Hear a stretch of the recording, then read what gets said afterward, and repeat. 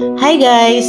Today, I will show you the area of Graceville Subdivision which is located in Argawanon, San Remigio, Cebu.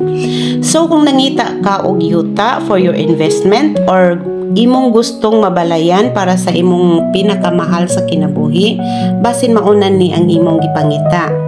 Very affordable residential lot in Argawanon, San Remigio, Cebu for as low as 3,241 per month for 70 square meters lot area.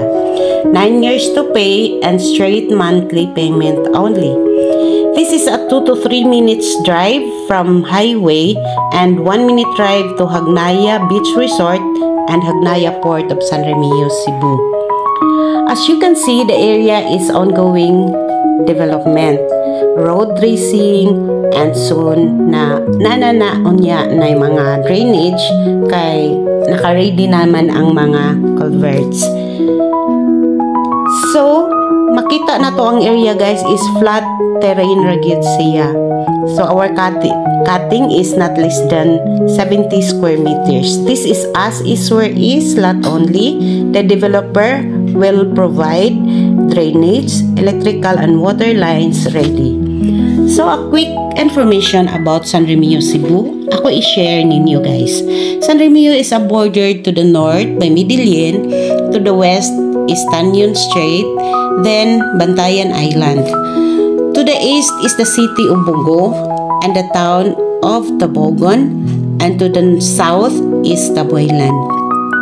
It is 100 kilometers or 67 miles from the Cebu City.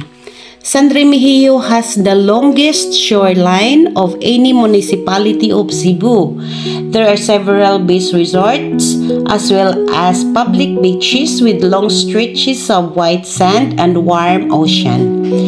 Beach resorts in San Remigio include Casa del Mar Beach Resort, Elegant Beach Resort, San Remigio Beach Club, and Hagnaya Beach Resort. One significant destination in San Remigio is the replica de Capilinha de Fatima, which is located in Barangay Tacup, the first replica in the Asia and only in the Philippines. Today, San Remigio has become a swimming and diving destination. There are few marine sanctuaries with new dive sites being developed. A paddy dive shop in San Remigio Beach Club caters to beginner and experienced divers who want to enjoy San Remigio marine life.